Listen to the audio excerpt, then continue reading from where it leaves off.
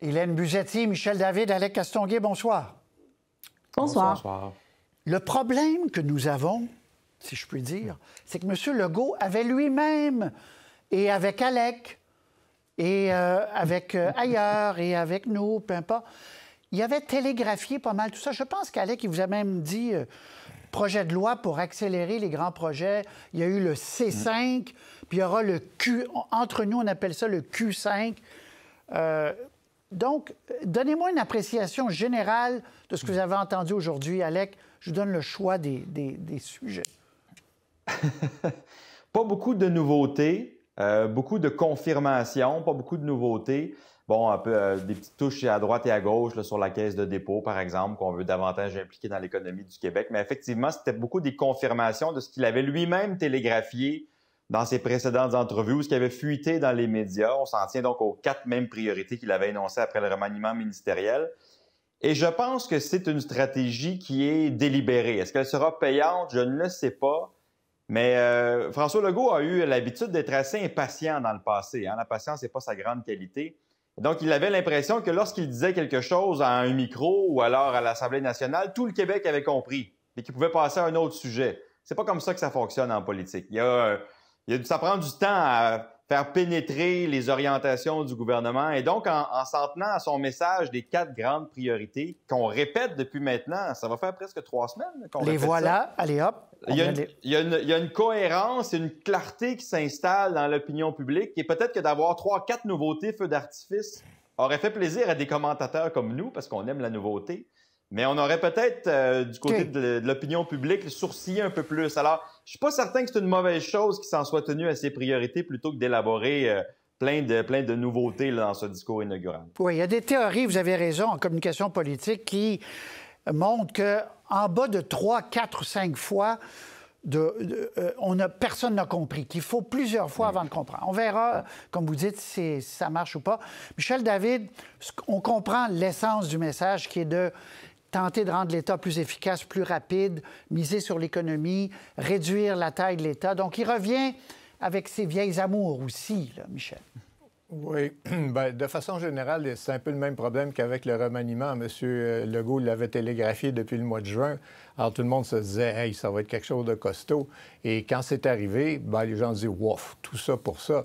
Bien là, c'est la même chose. On parlait du discours de la dernière chance là, de M. Legault. Alors, entendre finalement du réchauffé pour l'essentiel, je pense que ça ne va pas avoir un très gros effet sur l'opinion. C'est vrai qu'il faut marteler le même message pour que ça finisse par pénétrer, mais ça pénètre encore mieux quand les gens voient des effets concrets de ça. Et ça, M. Legault, il n'y a pas beaucoup de temps pour les démontrer.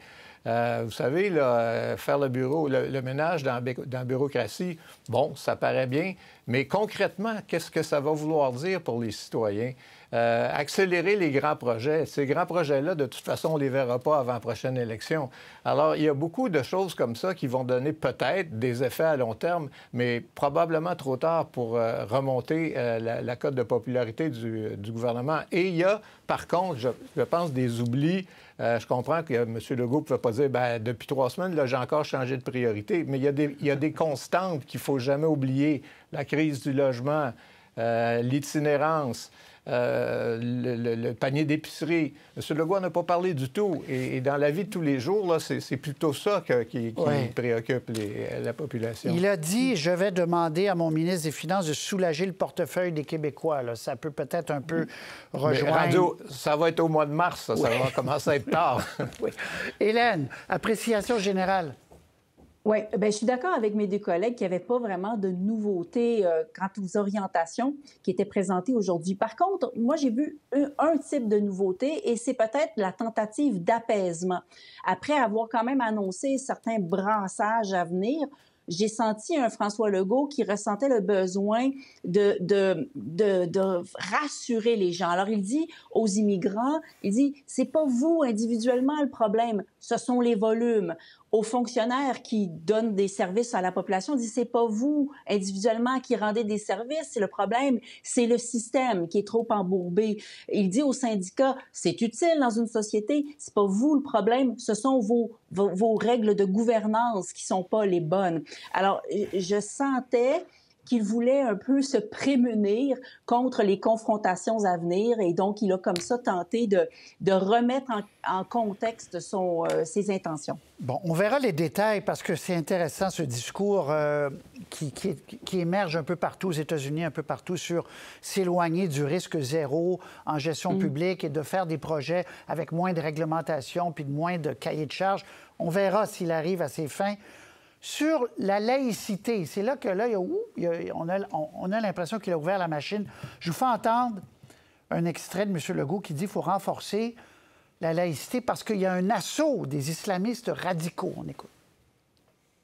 Soyons honnêtes, ce sont surtout les islamistes radicaux qui s'attaquent à ces valeurs avec le plus d'intensité. On ne va pas laisser personne s'attaquer à la liberté chèrement acquise par les Québécoises depuis des décennies. Jamais!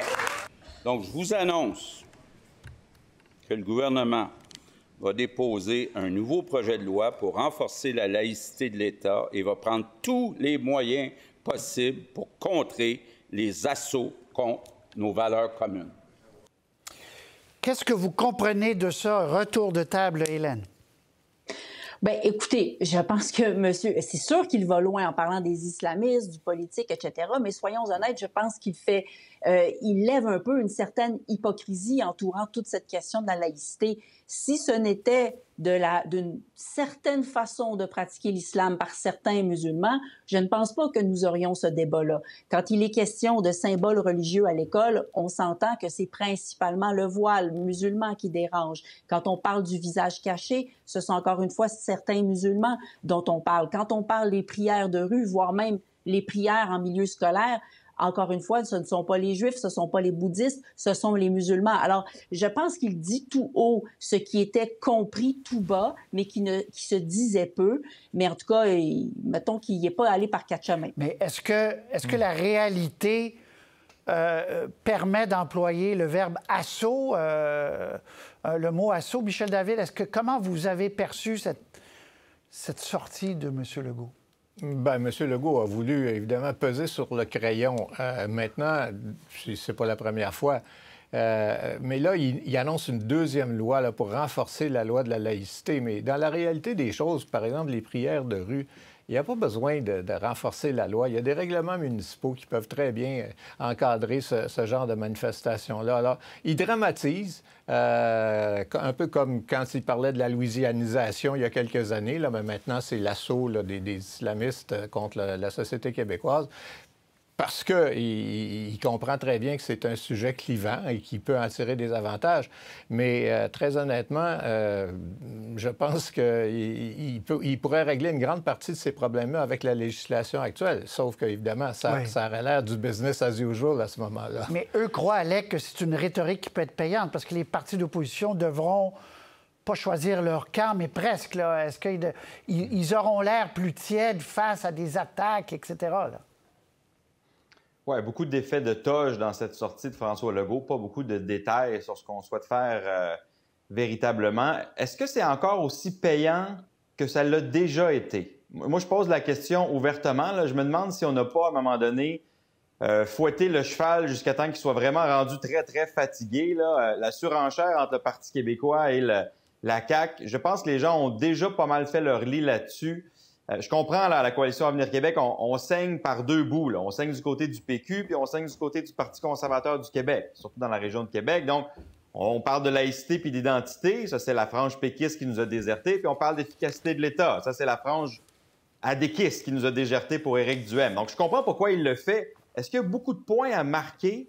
Est-ce qu'à un moment donné, on n'est pas rendu dans des débats où les gens se disent « Ah, est-ce que c'est encore une grande priorité? Est-ce que les prières de rue, est-ce que les éducatrices en garderie, c'est la priorité des priorités? » Peut-être que je me trompe. Moi, j'ai l'impression que ça remue moins que ça a déjà remué l'opinion publique et que je suis pas certain, quand on fait la liste des priorités avant une élection, que les gens vont se dire « Moi, je vote pour un parti en fonction de cette question-là. » Moi, j'ai pas l'impression qu'on en est au même point du débat qu'il y a quelques années. En tout cas, selon à peu près tous les sondages qu'on voit passer, les questions économiques, de niveau de vie, du pouvoir d'achat, des craintes face à ce qui se passe au Sud. C'est ce qui ressort beaucoup, la santé. Bien là, c'est inévitable.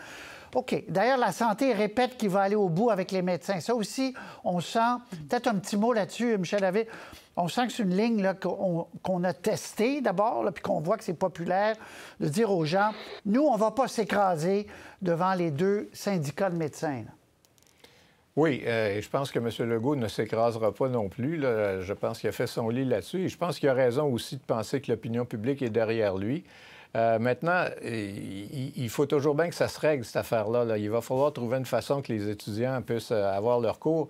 Et il va falloir trouver une façon de faire en sorte que les médecins contribuent, disons, ne boudent pas pendant des mois.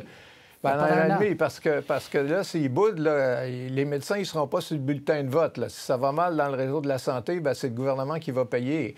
Alors, oui, c'est bien de ne pas vouloir reculer, mais il faut régler. Oui, Alec, d'ailleurs, en début de bulletin, on mentionnait là, que les spécialistes iront en médiation, mais pour l'instant, ils ne lèvent pas leurs moyens de pression. Mais il y a du mouvement un peu.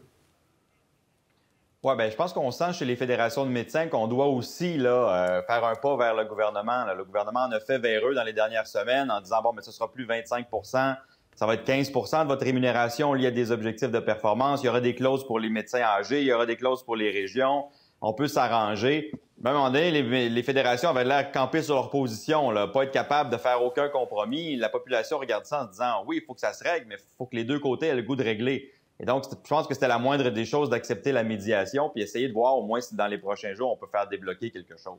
Hélène, un mot peut-être sur cette joute qui se poursuit? Bien, permettez-moi de dévier légèrement, mais en début de conversation, on parlait du fait qu'il faut répéter 4 ou 5 fois un message avant que ça percole. Et moi, je suis étonnée que les caquistes insistent peu sur certaines de leurs réalisations en santé. On dit souvent, ah, Santé Québec, ça n'a rien donné, leur réforme, ça, on ne voit pas de conséquences. Mais on a vu là, très récemment que le temps supplémentaire obligatoire que le gouvernement voulait réduire, il a été divisé par 2 depuis le début de l'année, par 3 si on remonte à il y a 3 ans. La fin de l'utilisation des agences privées, ça a permis de faire, pour cette année seulement, économiser 700 millions de dollars et le nombre de personnes qui sont en attente depuis longtemps pour une chirurgie, ça a presque divisé par 3, plus ou moins 22 000 personnes, ramené à 6 000 personnes. Ce sont ça quand même des réalisations concrètes qui ont de l'impact et sur les usagers et les travailleurs du système de santé. Et moi, ça m'étonne quand même que le gouvernement n'en parle pas davantage. Quel bon point. D'ailleurs, tout ça est enregistré. C'est déjà en publicité pour la CAQ. Mais non, mais pour vrai, sans blague, quel bon point, parce qu'un gouvernement qui est si préoccupé par la communication, puis ça, je pense que c'est un fait, des bons coups comme ça se perdent un peu... Hélène, puis on se demande pourquoi ils ne mettent pas... Hey, c'est vrai, Alec, vous suivez ça aussi? Ouais. Les 700 millions... Difficile. Oui? Non, mais c'est difficile de communiquer tes bons coups quand tu es pris à négocier avec les médecins puis quand tu as toutes sortes d'autres crises qui éclatent. C'est ça la complication pour Christian Dubé, c'est de dire, bon, bien, on a fait des bons coups, mais là, les gens veulent savoir, OK, mais vous faites quoi là, avec les médecins? Là? Les stages sont annulés, puis... Alors, mais Hélène a raison, il y a des bonnes choses, là, mais c'est compliqué à communiquer quand on est dans un état de crise permanent dans un réseau de la santé. Bon. Parlez-moi rapidement des partis d'opposition. On est à la ligne de départ d'une nouvelle session quand même. Est-ce qu'on va entendre, on va entendre l'opposition, puis on va revenir. Ça va nous inspirer. Je ne sais pas contre qui François Legault veut se battre maintenant. En ce moment, c'est les Québécois qui souffrent des coups de François Legault. Ah, le doyen de l'Assemblée nationale nous accuse d'être vieux? OK. Tantôt, j'ai entendu une de vos questions, il tournait à droite. Non, il tourne en rond. Vous avez 1 an pour retrouver votre étoile polaire. Ouais. Est-ce que vous allez y arriver? Je suis sur le chemin et de ce parcours-là pour la retrouver. Moi, je dois le reconnaître. C'est vrai que ce que les gens ont beaucoup entendu parler de Québec solidaire, c'était des conflits. Et tout ça est derrière nous. Tout ça est terminé. On regarde vers l'avant. Le Québec va devenir un pays, même si c'est pas toujours simple à porter, puis c'est peut-être pas favorable sur le plan électoral. Nous allons le porter à 100 % de manière intègre. Donc, je m'attends à ce que ce sujet-là prenne naturellement de la place. C'est sain, c'est normal. Que ce sujet prenne de la place. Alors, un mot sur les partis d'opposition. Eux aussi, l'échéance approche. Michel David, Bon, Ruba Gazelle qui dit « Les problèmes sont derrière nous ». Marois Risky dit « Nous, on n'est pas un vieux parti, on veut parler d'économie ». Puis M. Paul Saint-Pierre Plamondon dit « L'indépendance va se faire ». Puis oui, il faut en parler. Bon. D'abord, de façon générale, la dynamique parlementaire va être assez particulière cette fois-ci, dans la mesure où là, il y a deux partis qui s'opposent en alternative au gouvernement. Mais le jeu parlementaire fait en sorte que toutes les attaques vont être concentrées sur le gouvernement par la force des choses. Alors, comme le PQ actuellement est celui qui, dans l'esprit de la population, est le plus susceptible de former le prochain gouvernement, toutes les critiques émises par les autres partis vont le servir. Alors, les libéraux, dans un sens, en attaquant le gouvernement, vont travailler pour le PQ. Alors, ça va être assez difficile pour les partis d'opposition de faire leur propre promotion plutôt que faire celle du PQ en attaquant le gouvernement. Hélène? Oui, c'est sûr. En fait, la situation actuelle, c'est qu'on s'attaque au gouvernement qui est en place. C'est normal, c'est lui qui gouverne. Mais à mesure que l'échéance électorale arrive, on va s'intéresser davantage à ce que ces partis d'opposition, aspirants remplaçants, proposent eux aussi. Et je pense que la tension, pas tout de suite, là, mais après Noël, va commencer à se tourner un petit peu vers le Parti libéral, mais encore plus vers le Parti québécois qui trône dans les sondages pour l'instant. J'aime bien rappeler quand même que Pierre Poilievre, à Ottawa, le chef conservateur, trônait en tête des sondages depuis presque 2 ans avec un 20 points d'avance et finalement, il n'a pas gagné. Alors, peu à peu, les défis de chacun des partis vont les rattraper. Pour M. Saint-Pierre Plamondon, c'est évidemment l'option souverainiste. On le voit dans les sondages que les gens veulent peut-être voter pour le PQ, mais pas tant pour la souveraineté du Québec. Et en ce qui concerne le Parti libéral, quand même, c'est que Pablo Rodriguez, on ne le connaît pas encore beaucoup. On ne sait pas de quel bois il se chauffe. On ne sait pas qu'est-ce qu'il veut incarner comme aspirant premier ministre. Et à mesure que le temps nous rapproche de l'élection, je pense que ces questions-là vont être davantage posées. Alec? En tout cas, en voyant Marois Risky, je me suis dit, il y a peut-être des libéraux qui vont regretter que ce soit pas elle leur chef parce qu'elle aura le sens de la clip. Ça me semble assez évident. Pour mener les troupes libérales, elle va être d'une redoutable efficacité. Mais il faudra tranquillement là, que du côté des libéraux, on soit capable aussi d'offrir quelque chose. Je suis d'accord en disant, là, à un moment donné, c'est... Oui, Pablo Rodriguez est arrivé, mais on ne s'est pas démarqué depuis qu'il est là par la clarté des positions. Là. Je ne peux pas vous dire exactement où il loge sur certaines questions qui ont été débattues depuis qu'il est chef du Parti libéral. Donc, lui, il devra certainement être un peu plus présent, un peu plus affirmatif, peut-être un peu plus tranchant. C'est pas dans l'habitude de Pablo Rodriguez, qu'on suit quand même depuis quelques années comme ministre à Ottawa. C'est quelqu'un qui, généralement, a l'art de se faufiler avec une réponse un peu toute faite. Ce sera pas aussi facile quand on est chef. Il faut qu'il saute sur la glace, vous dites. Et il faut, à un moment donné, qu'il saute sur la glace puis qu'il assume certaines positions, quitte à déplaire. Ça, ce sera une chose. Puis Hélène a tout à fait raison. Là, au Parti québécois, ce sera... vendre la souveraineté alors que le 2/3 des Québécois ne veulent pas de référendum et 1/4 des péquistes n'en veulent pas non plus. Ça va devenir compliqué à un certain moment. Oui, dans le cas du PQ, il va falloir qu'il se définisse autrement que comme le parti qui fait de la surenchère sur la laïcité puis l'immigration et qui veut faire un référendum. En quoi un gouvernement péquiste pourrait, par exemple, mieux organiser le Québec face à Donald Trump que les libéraux? L'économie. L'économie. Pour le moment, il n'y a aucune espèce d'identification à l'économie à l'économie chez le PQ. Vous vous souvenez des Kings? C'était quand les Kings à Québec? D'ailleurs, M. Legault, quand il s'est fouetté, il a dit en novembre 2024. Merci, Marie-Ève. Novembre 2024. Là, il y a un match ce soir, Alec. Je suis étonné que vous ne soyez pas en route. Match du Canadien à Québec entre les sénateurs d'Ottawa et le Canadien de Montréal. Guichet fermé pour gratis, Alec. On n'a pas demandé un sou au gouvernement. Exactement, c'est le réflexe que je me suis dit. Le Canadien va s'entraîner 2 jours devant le public. On va pouvoir aller les regarder s'entraîner, voir le match ce soir contre les sénateurs, sans qu'il y ait 5 millions d'argent public investi dans la promotion de cet événement-là. Ça nous rappelle que c'était peut-être pas la décision la plus avisée. Maintenant. Très bien. Merci beaucoup.